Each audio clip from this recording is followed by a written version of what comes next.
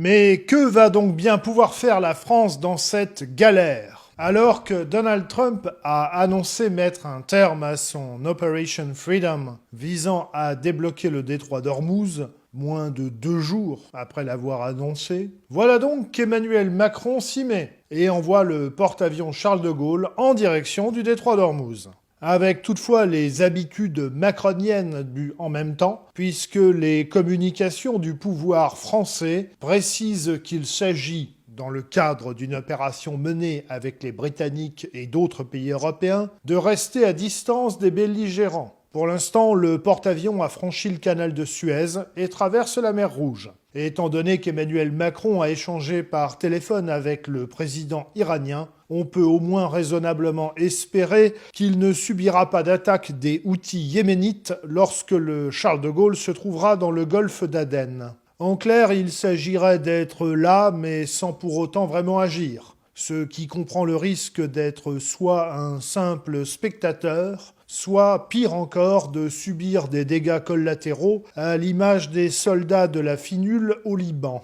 Le président de la République française, Emmanuel Macron, entretient une politique assez particulière en raison de sa contradiction vis-à-vis de l'Iran. Alors qu'il avait auparavant déclaré que la France ne participera pas à l'opération états-unienne de blocage et de déblocage du détroit d'Ormuz, voilà que le ministère français des Armées annonce le déploiement du porte-avions Charles de Gaulle qui se trouve actuellement en mer Rouge et qui doit rejoindre le golfe d'Oman et le détroit d'Ormuz. Cette participation ne devrait pas changer grand-chose à la situation actuelle et pourrait peut-être même mettre la France dans l'embarras et dans une situation qui pourrait dégénérer et qu'elle ne maîtrisera pas. Pendant ce temps, les États-Unis annoncent la fin de leur opération de déblocage du détroit d'Ormuz après seulement 24 heures et des tirs de défense iranienne à l'encontre de 2 de leurs bâtiments, ce qui laisse présager d'un futur échec de toute tentative d'intervention pour débloquer ce détroit fortement stratégique. Certains analystes estiment toutefois qu'il n'est vraiment pas à exclure qu'à terme, Donald Trump remballe ses petites affaires et laisse à ses obligés européens le soin de se dépêtrer eux-mêmes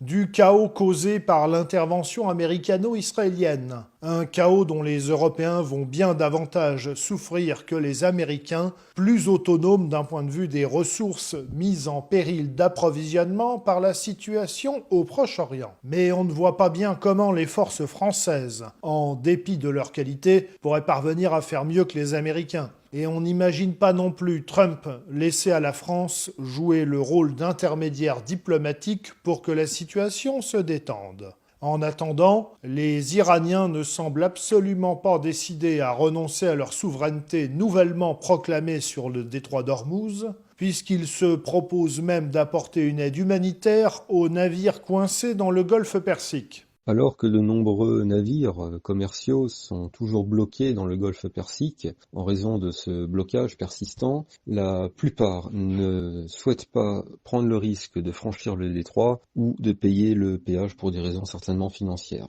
Parallèlement, l'Organisation iranienne des ports et des affaires maritimes a adressé un message à ses navires commerciaux présents dans le détroit d'Ormuz et le golfe Persique, annonçant sa disponibilité pour leur fournir des services d'assistance, du carburant, des vivres ainsi que des services médicaux si besoin. Cette organisation a souligné que cette action s'inscrit dans le cadre des responsabilités souveraines de l'Iran en matière de sécurité et de services portuaires et maritimes. Et pendant ce temps, sur l'autre champ de bataille, celui du Liban, les bombardements israéliens se poursuivent inlassablement, en dépit du cessez-le-feu théorique qui est censé être en vigueur. En effet, selon la position des Israéliens, ils ne sont pas en conflit avec le Liban, mais avec le Hezbollah, dont ils ont d'ailleurs revendiqué l'élimination du chef de la force Redouane, l'un des commandos de la milice chiite. De son côté, le Hezbollah semble avoir énormément appris des méthodes de combat de la guerre ukrainienne et utilise de plus en plus de drones FPV, c'est-à-dire en pilotage avec vue à la première personne, pour éliminer des soldats israéliens. Une stratégie qui, un peu comme pour les Russes en 2022, renvoie la supériorité militaire israélienne au placard et rebat les cartes. En clair, rien ne semble laisser entrevoir une sortie